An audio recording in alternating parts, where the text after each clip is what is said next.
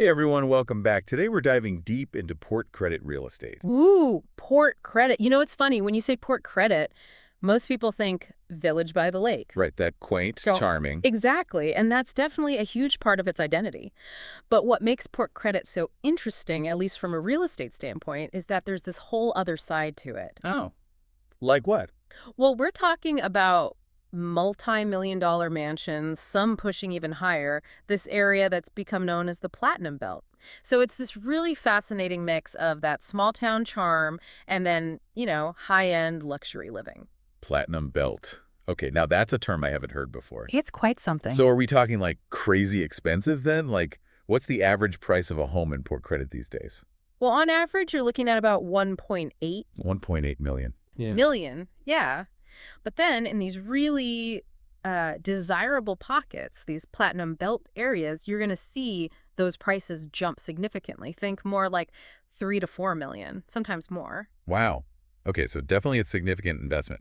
I'm really curious about this Platinum belt though. Is that like an official designation? It's not official, no, but it's definitely become the go-to term for this particular stretch of port credit. It's become known for its, its exclusivity, I guess you could say. I see. But I feel like we're only scratching the surface here.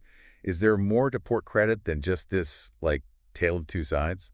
You're absolutely right. There's more to it. It's less of a single neighborhood and more like 3 distinct communities kind of woven together. Okay, so break that down for me. So you've got Port Credit Village itself, which is really the heart of it all. Right, with the lighthouse and... Exactly. The lighthouses, the restaurants, those cute little shops, that's where you're going to find that real village vibe. And a lot of condos too, right? Lots of condos. And they're not all the same either. You've got your modern buildings, but also these beautifully renovated older structures. A really nice mix, actually. And of course, for commuters, the Stego station is right there, so it's super convenient. So very urban in a way. It has that energy, yes. But if you're looking for something a little quieter, that's where Mineola West comes in. Exactly. And when I say quiet, I mean things like tree-lined streets. Some of them don't even have sidewalks. Wow, really? Yeah, very exclusive. But it's not just about privacy. The homes themselves are incredible. You're talking grand estates, some of them dating back over a century, really impressive architecture. And then mixed in with that, you've got these stunning modern designs. Wow. It sounds like its own little world over there. It kind of is, and it's home to Canali Public School, which is consistently ranked as one of the top schools in the area. So that's a big draw for families, obviously. Okay, so we've got the bustling village life. We've got secluded luxury. What about Mineola East? What's going on over there? Mineola East is interesting because it's kind of in this transition phase. You still have those traditional, what do they call them? Those cottage style homes Right. with those cute little brick exteriors. And that classic port credit charm. Right. But then as you head further north, you start to see those bigger custom built homes popping up. So there's a real mix there and a lot of potential, honestly. You'll see teardowns, rebuilds, people really creating their dream homes from scratch. So it's like a blank canvas in a way. In a way, yeah. It's attracting a lot of buyers who want to be in port credit, but maybe, have a specific vision for their home. Makes sense.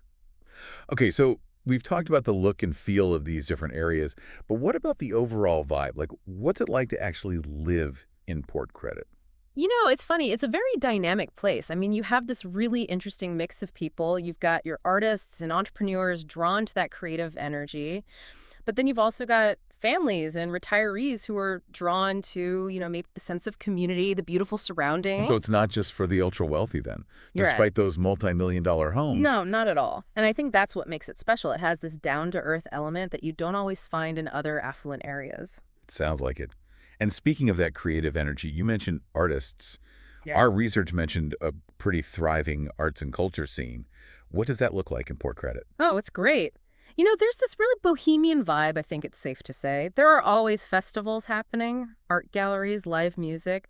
It's a very lively place. So you get that small town charm, but also that big city energy when it comes to arts and culture. Yeah, I think that's a good way to put it. It's like the best of both worlds in a lot of ways. It's a really unique mix. But we've been talking about this Platinum Belt, these multi-million-dollar properties. Is that really concentrated in certain areas, or is that luxury vibe just kind of everywhere in Port Credit. Well, there's definitely like an unofficial dividing line. Think of Hurontario Street. Hmm. West of Hurontario, that's where you're really in the heart of Platinum Belt territory. Those grand estates we talked about, the secluded streets of Mineola West, that's where you're going to find them. And east of Hurontario, things shift a bit. Yeah, exactly. It's not that you won't find beautiful homes east of Hurontario. You absolutely will, especially as you go further north in Mineola East. You get those custom builds, those larger properties. But more of those cottage-style homes as well. Exactly. So it's a different feel, for sure.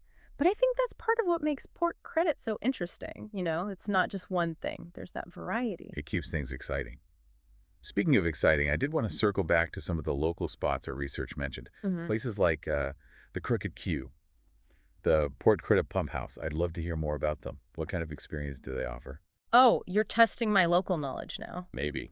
Let's see. The Crooked Q. Well, it's funny you mention it. It's actually right around the corner from me. It's a classic, A Port Credit staple. Totally. It's one of those places where, like, everyone knows your name. Oh, I love that. It's got that real community feel. So whether you're there to catch the game or grab some food or just, chat with your neighbors, it's the place to be. It sounds like it. And what about the pump house? That's fascinating to me, this idea that it was once an industrial building and now it's this like arts and culture hub. I know. It's amazing what they've done with it. I mean, just imagine, right?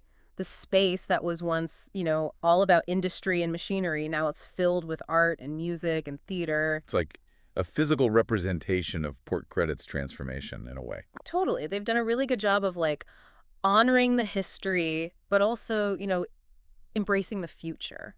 And you see that everywhere in Port Credit, don't you? That blend of old and new. Absolutely. You can be walking down the street admiring these like century-old homes and then bam, you turn the corner and there's this brand new cafe. It's constantly evolving. Which I think keeps things interesting, right? For sure.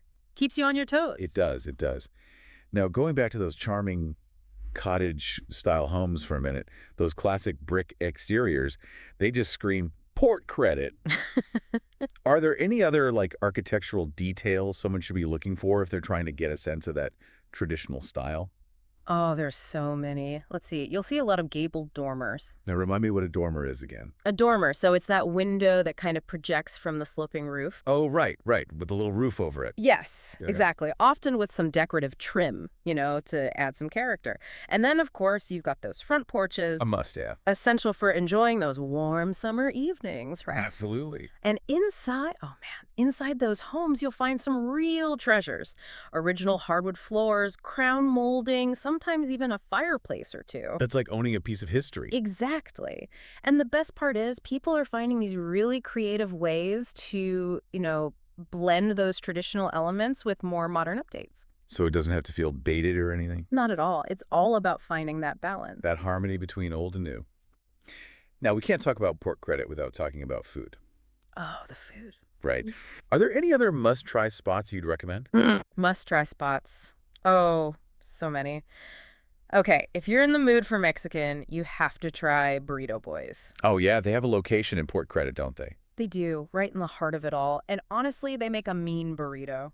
Perfect for, like, grabbing a bite and then strolling down to the waterfront. Exactly. It's such a great Doesn't spot for that. Really does seem like Port Credit has something for everyone, doesn't It it? really does. Whether you're, a foodie or an art enthusiast or just looking for that perfect blend of small town charm and big city amenities, I think Port Credit ticks all the boxes. It really does seem like a special place.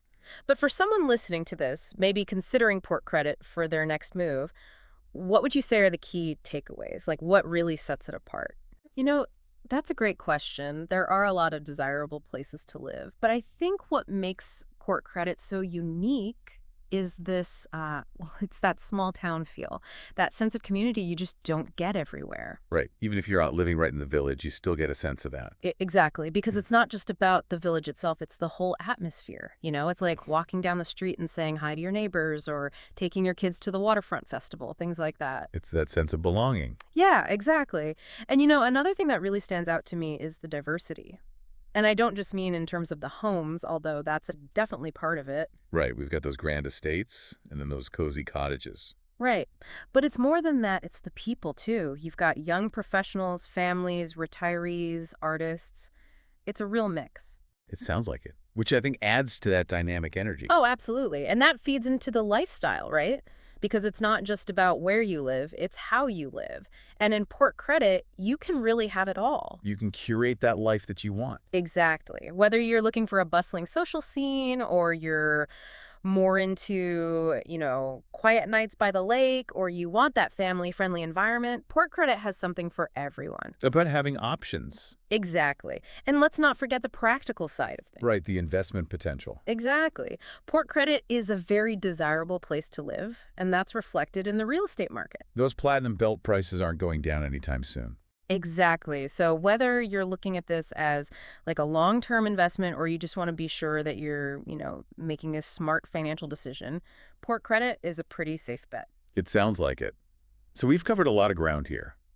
From those million-dollar mansions to those charming cottages, the art scene, that village vibe. If you had to leave our listeners with one final thought, what would it be? Ooh, that's a tough one. But I think I'd say this. Port Credit is a place with a story. It has a rich history, but it's also looking towards the future. And there's room for new stories, too. Exactly. So come explore it, see what it's all about. You might just find that you want to be a part of it. I love that. Well, thanks for taking this deep dive with us. We hope this has given you a new perspective on Port Credit.